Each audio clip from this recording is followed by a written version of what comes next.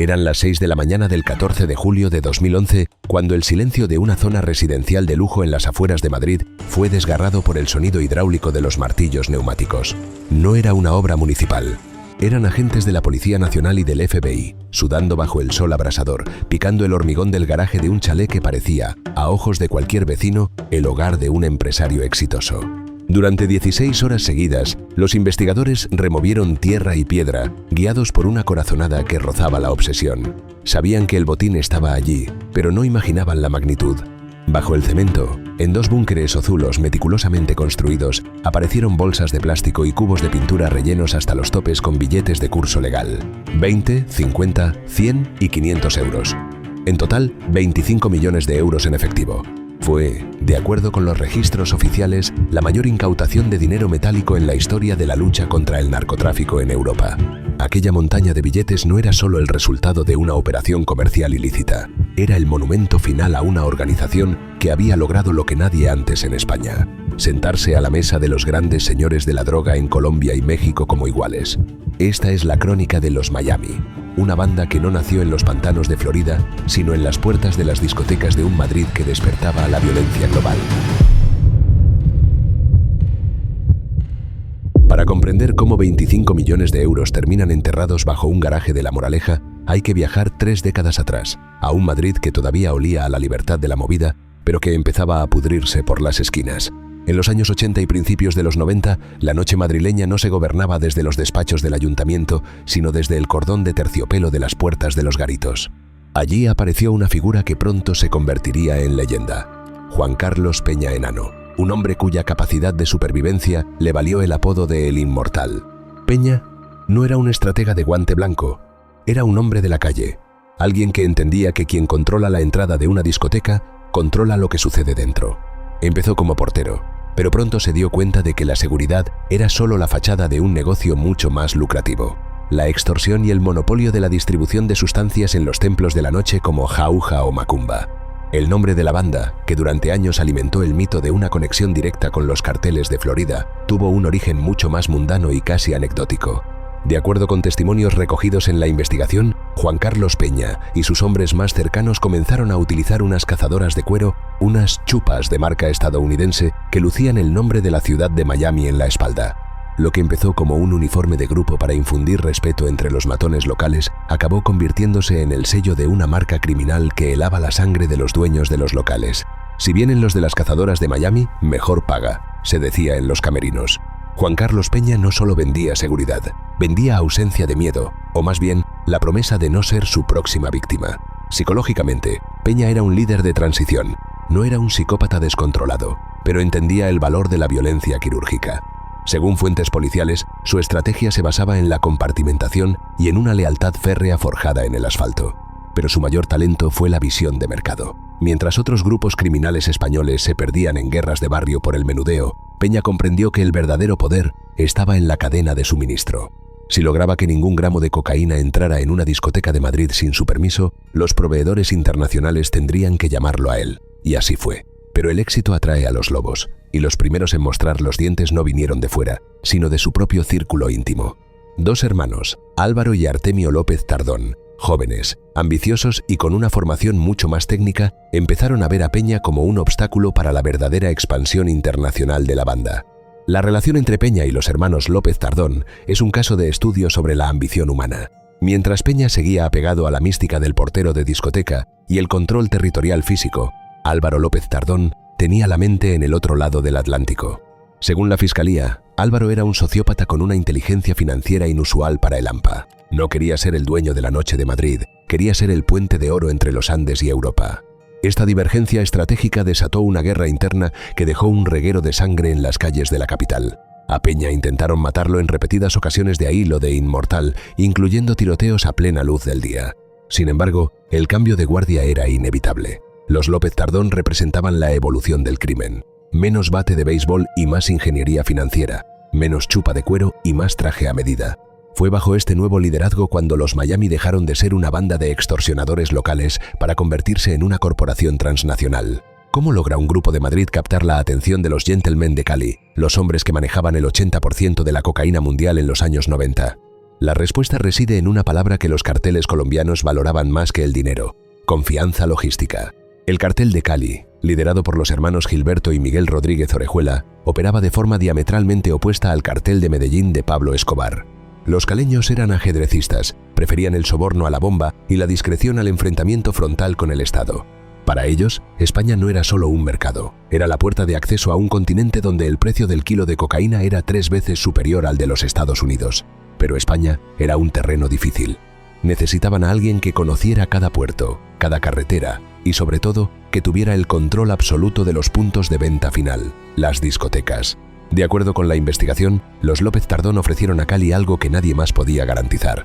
En una industria donde la traición es la norma, los Miami se presentaron como socios serios, capaces de adelantar pagos millonarios en efectivo para asegurar cargamentos exclusivos. Según testimonios de antiguos miembros de la organización, la banda llegó a adelantar entre 15 y 20 millones de euros por un solo envío, algo inaudito para una organización europea de la época. No eran simples distribuidores, eran socios de riesgo. Si el cargamento caía, la pérdida era compartida. Esa solvencia financiera, unida al control casi militar que ejercían sobre los porteros de Madrid, hizo que los Rodríguez Orejuela vieran en ellos al aliado perfecto. Los Miami no solo movían la droga, eran el seguro de vida de la mercancía en suelo español. Esta fase de ascenso marcó el inicio de la era dorada del grupo. Los hermanos López Tardón dividieron sus funciones con precisión quirúrgica.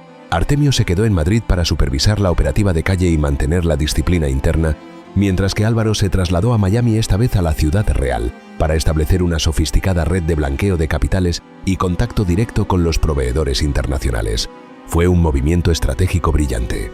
Al situar el centro de mando financiero en Florida, Álvaro se alejaba del foco de la policía española y se sumergía en el paraíso del lavado de activos de los años 2000. Si te interesa profundizar en cómo estas redes criminales logran infiltrar el sistema bancario global, ya sabes lo que tienes que hacer para no perderte nuestras próximas investigaciones. Pero no todo era estrategia y números. El éxito masivo trajo consigo una paranoia que empezó a nublar el juicio de Álvaro. A pesar de su frialdad para los negocios, el líder de los Miami desarrolló una obsesión mística que la policía documentó con asombro. Se hizo adicto a la santería. Según informes de vigilancia, no tomaba una sola decisión estratégica sin consultar a su padrino. Un santero al que agasajaba con regalos extravagantes, incluyendo 2 vehículos de la marca Mercedes-Benz. Álvaro participaba en rituales complejos, sacrificios de animales y limpiezas espirituales para alejar la mala energía y protegerse de la ley y de sus enemigos. Esta vulnerabilidad psicológica muestra el rostro humano detrás del capo. Un hombre que, a pesar de tener millones enterrados bajo el cemento, vivía con el terror constante de que un solo error o una mala vibración derrumbara su imperio de cristal. A medida que avanzaba la década de los 90, el panorama del narcotráfico mundial sufrió un cambio sísmico. La caída de los grandes carteles de Cali y Medellín dejó un vacío que pronto fue llenado por las organizaciones mexicanas, mucho más agresivas y con una potencia de fuego militarizada. Fue en este momento cuando los Miami demostraron su verdadera capacidad de supervivencia. Lejos de hundirse con sus socios colombianos, lograron pivotar sus alianzas hacia el norte, hacia México. Según las autoridades, la organización española estableció vínculos con el temido Cartel de Juárez, liderado por Amado Carrillo Fuentes, el legendario Señor de los Cielos. Carrillo Fuentes era famoso por utilizar flotas de aviones Boeing 727 para transportar toneladas de droga y vio en la estructura de los López Tardón el complemento perfecto para su expansión europea. La alianza con el Cartel de Juárez elevó el volumen de negocio a niveles industriales. Las autoridades sostienen que, bajo esta nueva sociedad, los Miami coordinaban la salida de droga no solo de Colombia, sino también de Perú y Bolivia, utilizando rutas marítimas que evitaban los puertos más vigilados. Fue en este periodo cuando apareció otra figura clave, Ana María Cameno, conocida como la Reina de la Coca. Cameno no era una simple asociada, era una experta química, capaz de supervisar la adulteración y el procesamiento de la droga en laboratorios clandestinos ocultos en fincas rústicas de Madrid. Bajo su mando, la banda no solo importaba cocaína, la procesaba, la multiplicaba y la distribuía con una eficiencia que cualquier multinacional legítima envidiaría. Pero en ese pico de poder, con millones fluyendo entre Miami y Madrid, empezaron a aparecer las primeras fisuras. El control territorial que tanto les había costado ganar empezó a ser cuestionado por nuevos actores, y la presión internacional del FBI y la DEA empezaba a cerrar el cerco sobre Álvaro en Florida. Lo que nadie en la organización sabía entonces era que el mayor peligro no vendría de un infiltrado policial, sino de una traición en el corazón mismo de la familia, un error crítico que haría que los 25 millones enterrados bajo el garaje dejaran de ser un tesoro para convertirse en la prueba definitiva de su caída. En ese momento de máxima expansión, Álvaro aún no entendía que el cemento, por muy grueso que sea, siempre termina por agrietarse. Mientras el dinero empezaba a acumularse en caletas bajo el suelo de Madrid, la organización de los Miami comprendió que para sobrevivir en la élite del narcotráfico no bastaba con ser los más fuertes en la puerta de una discoteca. Había que ser los más eficientes en la cadena de montaje.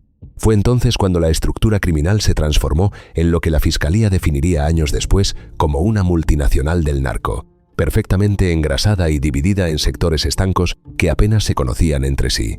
En la cúspide, Álvaro López Tardón dictaba las órdenes desde su ático en Miami Beach, pero el corazón operativo del grupo latía en una finca rústica de Villanueva de Perales, un rincón discreto de la Comunidad de Madrid, donde se levantó el laboratorio de procesamiento de cocaína más grande de Europa. Bajo la supervisión de Ana María Cameno, la reina de la coca, aquel laboratorio no era una operación artesanal. Según informes de la Policía Nacional, las instalaciones contaban con maquinaria industrial para la extracción, purificación y adulteración de la droga. Cameno, una mujer de apariencia sofisticada, pero con una disciplina de hierro, dirigía a un equipo de cocineros que transformaban la pasta base que llegaba desde Sudamérica en ladrillos de pureza extrema listos para el mercado europeo. Las autoridades sostienen que la organización no solo dependía de la importación directa, sino que perfeccionaron el arte de resucitar cargamentos que otros habrían dado por perdidos, multiplicando los beneficios de cada kilo. Si este nivel de detalle sobre la ingeniería detrás del crimen te resulta fascinante, es probable que ya formes parte de nuestra comunidad de investigadores habituales. Pero para que la droga llegara a Villanueva de Perales, los Miami tuvieron que diseñar una ruta logística que hoy se estudia en las academias de inteligencia policial por su audacia. De acuerdo con la investigación, el grupo estableció una ramificación encargada de coordinar la salida de la mercancía desde Perú. La cocaína se embalaba en almacenes de Tacna, una ciudad fronteriza entre Perú y Chile, para luego ser trasladada a puertos españoles, ocultando los fardos en contenedores de apariencia legal. Una vez en España, la segunda rama de la organización tomaba el relevo. La droga era recogida en los puertos y llevada a almacenes de seguridad a unos 40 kilómetros de Madrid, donde esperaba el visto bueno de los hermanos Raúl y Víctor Juárez Smith.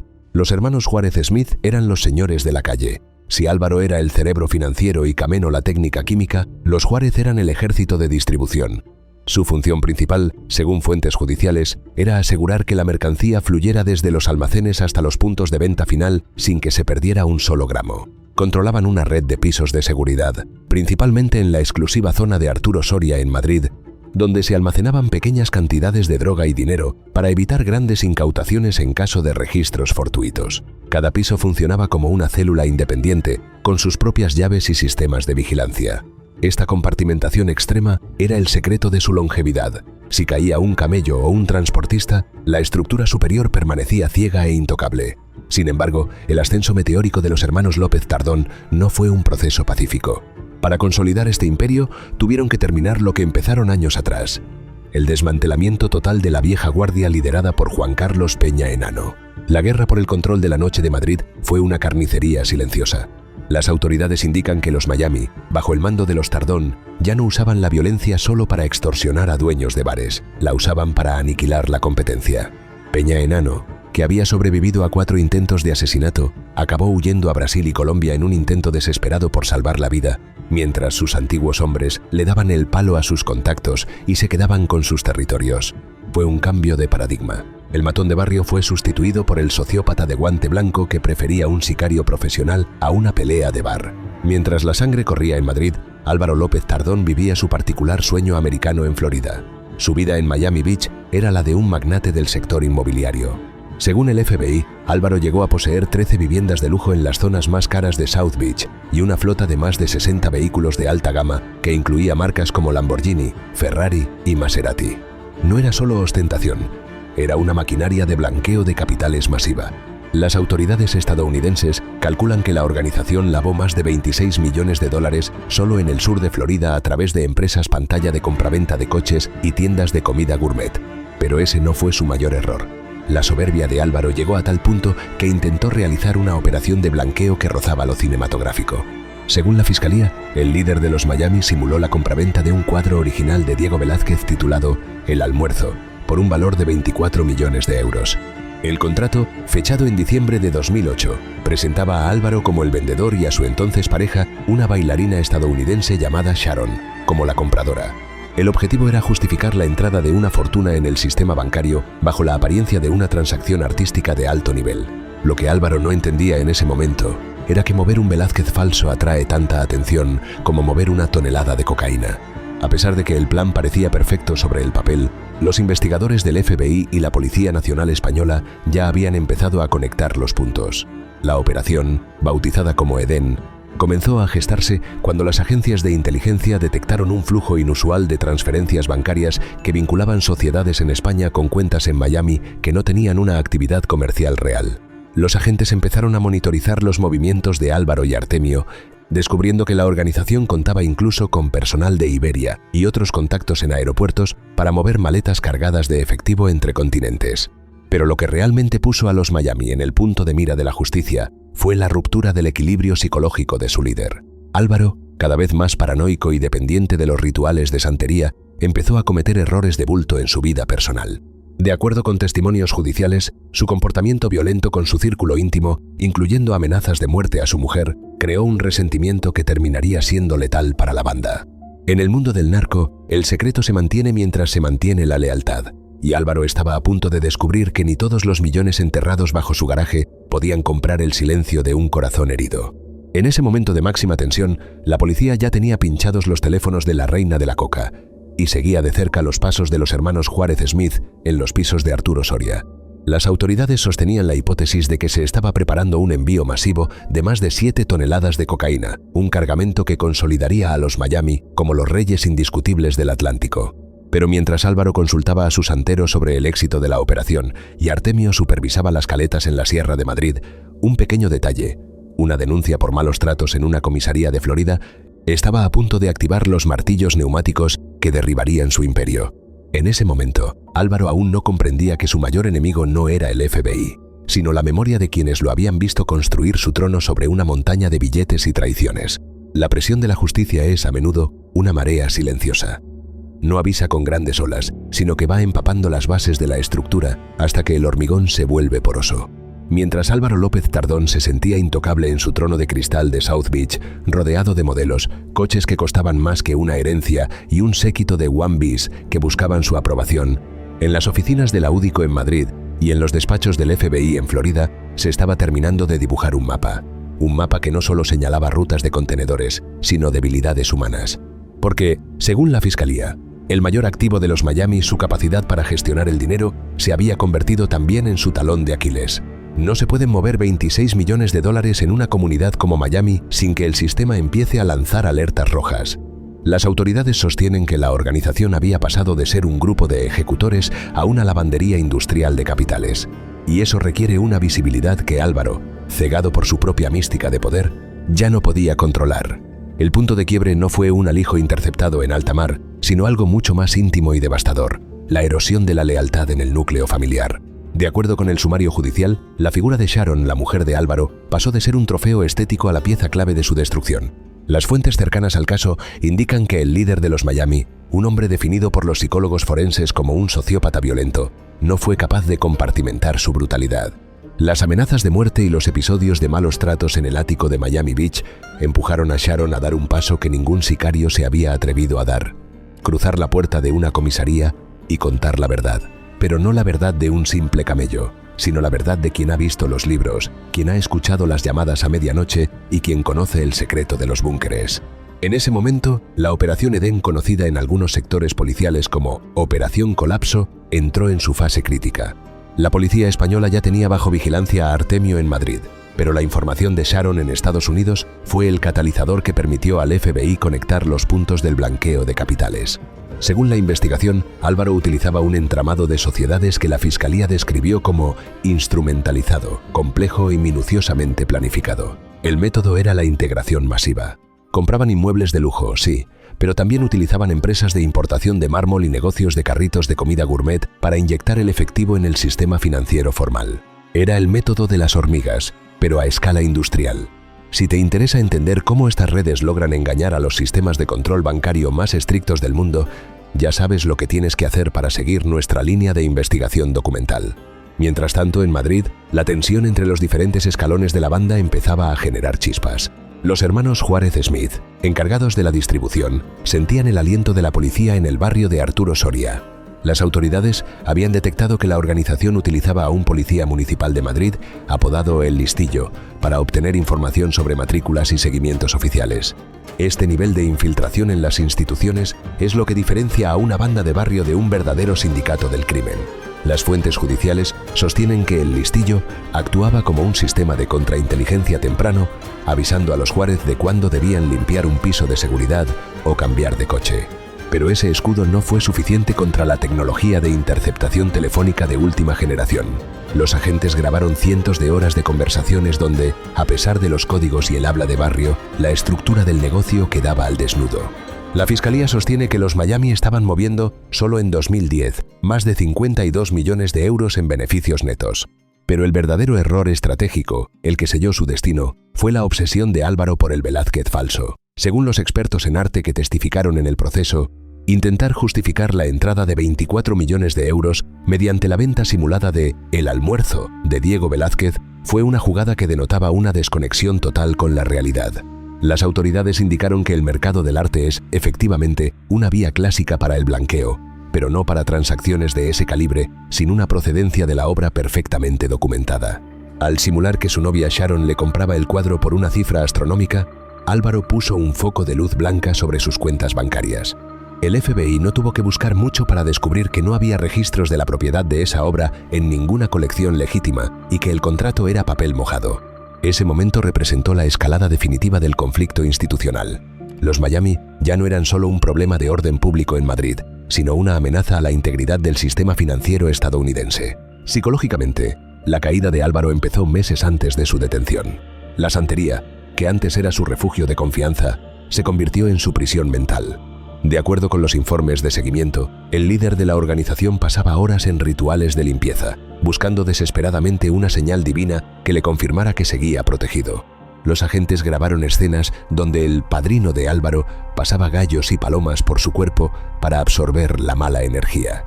Pero la mala energía no era una entidad espiritual. Era una operación coordinada de 3.000 agentes que esperaban el momento exacto para actuar. La vulnerabilidad de Álvaro era tal que, según fuentes cercanas, llegó a pagar fortunas por amuletos que supuestamente lo harían invisible a los ojos de la DEA. Es la paradoja del narco. Un hombre capaz de negociar toneladas con el cartel de Juárez, pero aterrorizado por lo que le dijeran los caracoles en un altar. La orden de ataque institucional se dio de manera simultánea en ambos lados del Atlántico. No podía haber un segundo de desfase. Si Artemio en Madrid recibía el aviso de que su hermano Álvaro había sido detenido en su ático de Miami, el dinero enterrado desaparecería en cuestión de minutos. La coordinación entre la Policía Nacional y el FBI fue una coreografía de precisión militar. Las autoridades sostienen que se movilizaron unidades de asalto, expertos en búnkeres y equipos de delitos económicos. El objetivo no era solo arrestar a los cabecillas, sino desmantelar el laboratorio de Villanueva de Perales y, sobre todo, encontrar la mítica caleta de los millones. Porque, como bien sabía la Fiscalía, sin el efectivo, la organización podía regenerarse. Con el dinero incautado, los Miami estaban muertos. Lo que nadie sabía entonces era que Sharon no solo había denunciado los malos tratos, había entregado la llave maestra. Había hablado de un chalet en una zona exclusiva, de reformas estructurales sospechosas en el garaje y de camiones de cemento que entraban a deshora. Según la investigación, Álvaro creía que su tesoro estaba a salvo bajo toneladas de hormigón. Lo que no entendía era que la traición familiar tiene la capacidad de fundir hasta el metal más sólido. Cuando los martillos neumáticos empezaron a golpear el suelo del garaje aquel 14 de julio, no solo estaban buscando billetes, estaban demoliendo 30 años de mitos urbanos. El sonido del hormigón rompiéndose era el fin de la era de El Inmortal y el comienzo de un ajuste de cuentas histórico con el pasado de la noche madrileña. El contraataque institucional fue devastador. Mientras Álvaro era esposado en una operación limpia en Florida, en España la policía rodeaba los pisos de Arturo Soria y las fincas de la sierra. La reina de la coca fue sorprendida en su domicilio, rodeada de las llaves de sus múltiples pisos de seguridad. La Fiscalía sostiene que la organización estaba en ese momento en su punto de mayor riesgo. Preparaban la entrada de un cargamento de más de 7 toneladas de cocaína en colaboración con el cartel de Sinaloa. El tiempo se les había acabado. Las deudas del narcotráfico no se perdonan y con la cúpula descabezada, los socios sudamericanos empezaron a reclamar sus beneficios. En ese momento de caos, Artemio aún intentaba salvar lo que quedaba del imperio, pero las grietas ya eran insalvables. La imagen de los policías contando millones en baldes de plástico dio la vuelta al mundo, pero detrás de esa foto había una historia de soledad absoluta. Álvaro López Tardón, el hombre que soñó con ser el rey de 2 continentes, descubrió que en la celda de una prisión federal no hay santeros ni Velázquez que te devuelvan la libertad. Pero el error más crítico no fue el cuadro, ni la violencia contra su mujer, ni siquiera enterrar el dinero. Fue creer que podía jugar al ajedrez con el Estado y ganar siempre. En ese momento, mientras el eco de los martillos neumáticos seguía resonando en el garaje de La Moraleja, los Miami empezaron a entender que su caída no sería un estallido de gloria, sino un largo y silencioso desfile por los tribunales, donde sus propios socios se pelearían por ser los primeros en confesar. El error crítico de Álvaro López Tardón no fue una mala negociación con el cartel de Juárez, ni una pérdida accidental de mercancía en el estrecho de Gibraltar. Su fallo fue de carácter psicológico y estructural, el desprecio por la vulnerabilidad ajena. De acuerdo con la investigación, Álvaro, encerrado en su propia mística de invulnerabilidad, empezó a tratar su hogar en Miami Beach como una extensión de su imperio criminal, donde el miedo debía ser la única moneda de cambio. Sharon, su mujer, la bailarina que lo había acompañado en el ascenso a la cúspide de Florida, se convirtió en el testigo involuntario de sus peores instintos. Según la fiscalía, Álvaro llegó a amenazarla con un cuchillo, convencido de que su control sobre ella era absoluto. Pero ese no fue su mayor error. En ese momento, aún no entendía que en el ecosistema del narcotrafficking, el silencio no se garantiza con el terror doméstico, sino con la lealtad. Cuando Sharon cruzó el umbral del departamento de policía de Palm Beach, no solo buscaba protección personal, llevaba consigo el plano detallado de la arquitectura financiera de los Miami. Fue este factor humano, y no una brecha en su ciberseguridad, lo que activó el cronómetro de su caída. La investigación inicial, que ya soplaba sobre la nuca de la organización desde 2009, se aceleró de forma vertiginosa. Las autoridades sostienen que la información proporcionada por Sharon permitió al FBI y a la Policía Nacional de España sincronizar sus relojes. El asedio no sería progresivo, sino un colapso total. Álvaro, ajeno a la traición, seguía obsesionado con su Velázquez falso y con los rituales de santería que, irónicamente, su padrino realizaba para limpiar su camino. Según fuentes policiales, mientras Álvaro regalaba mercedes a su santero para comprar favores divinos, los analistas de la DEA estaban rastreando la compra de cada uno de sus 13 condominios de lujo en South Beach. La paranoia, que antes le había servido para sobrevivir a los intentos de asesinato de Juan Carlos Peña, ahora lo cegaba ante la evidencia. Su estructura de blanqueo, basada en empresas de mármol y carritos gourmet, era una madeja demasiado grande para pasar desapercibida. Si este tipo de investigaciones profundas sobre la caída de los grandes señores del crimen te ayudan a entender la realidad detrás de los titulares, ya sabes lo que tienes que hacer para seguir nuestra línea documental. El 14 de julio de 2011, el destino de los Miami se selló en una operación de precisión quirúrgica. Mientras en Florida el FBI irrumpía en el ático de Álvaro, en España se iniciaba la Operación Edén. La caída fue estrepitosa. En el registro de aquel chalet cercano a La Moraleja, los agentes vivieron una escena que la fiscalía describiría como sacada de una ficción sobre la mafia de los años 20. Durante 16 horas, el ruido de los martillos neumáticos fue la única banda sonora de una organización que se creía intocable. Bajo el hormigón aparecieron los 25 millones de euros. De acuerdo con la fiscalía, el dinero estaba tan comprimido en bolsas de basura y baldes de 5 galones que las máquinas contadoras de los bancos, diseñadas para el flujo comercial legítimo, se averiaron una tras otra al intentar procesar el botín. Era el dinero que los Miami no habían podido lavar a tiempo, un excedente de éxito que acabó convirtiéndose en su propia sentencia de muerte judicial. Las consecuencias judiciales fueron, en el caso de Álvaro López Tardón, históricas. La jueza federal Joan Lenard no mostró clemencia. Fue condenado en Miami a 150 años de prisión por 13 cargos de blanqueo de capitales y 1 de conspiración. Son 1.800 meses, una vida entera multiplicada por 2. El argumento de sus abogados, que sostenían que Álvaro nunca había vendido droga en suelo estadounidense y que, por tanto, la pena era desproporcionada en comparación con narcotraficantes colombianos que recibían 20 años, no caló en el tribunal. La jueza fue clara. Álvaro no solo movía dinero, movía las consecuencias de miles de toneladas de cocaína que habían envenenado a la sociedad europea. Según los asistentes al juicio, la sala estaba llena de lo que la jueza denominó como wannabes o wannabes, jóvenes que aún admiraban el estilo de vida de Álvaro Y la sentencia de 150 años fue, en esencia, un mensaje pedagógico brutal para todos ellos. El sueño de South Beach termina en una celda de hormigón. En España, el proceso fue más complejo y dilatado. El macrojuicio contra los Miami sentó en el banquillo a 81 acusados, lo que obligó a habilitar salas especiales en la sede de la Audiencia Nacional en San Fernando de Henares.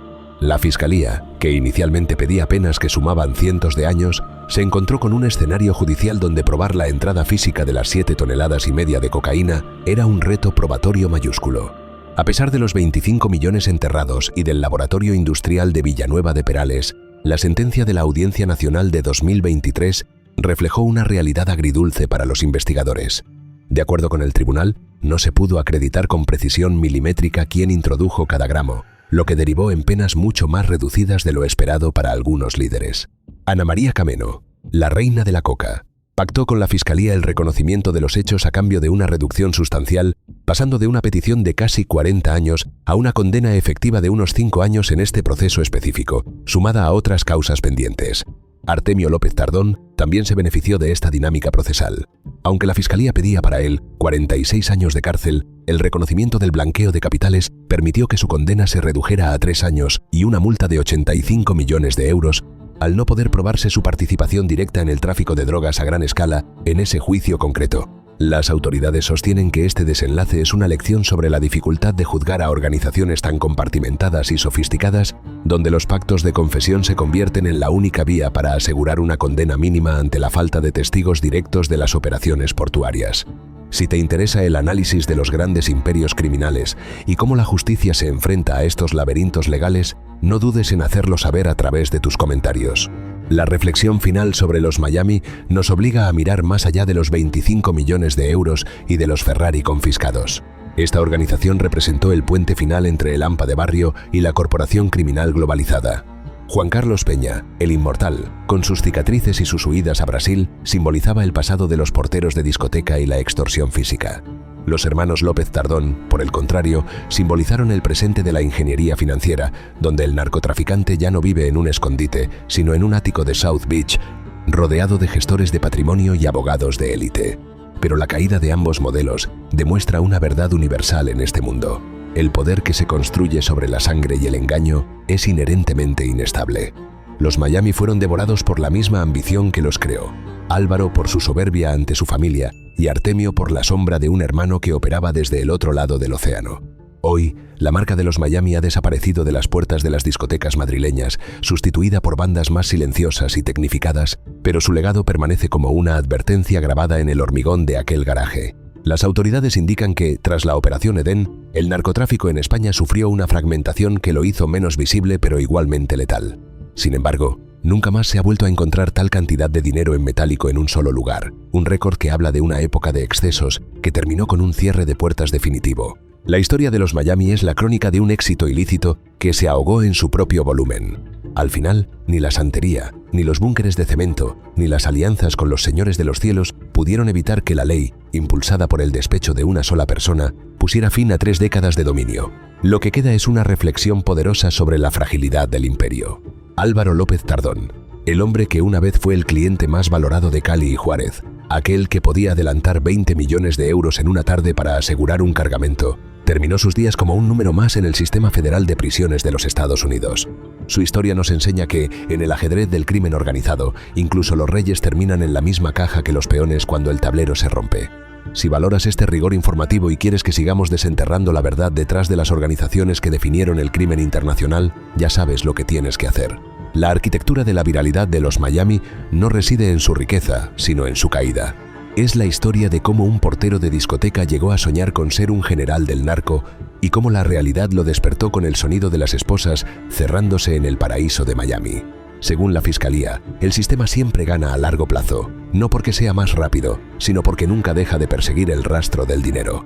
Y los Miami, en su arrogancia, dejaron un rastro de 25 millones de euros que, al final, solo sirvió para pagar el precio de su propia libertad perpetua. En ese momento, mientras el eco de la sentencia de 150 años resonaba en la corte, Álvaro López Tardón finalmente entendió que no había ritual de santería en el mundo capaz de limpiar la mancha de su propia ambición.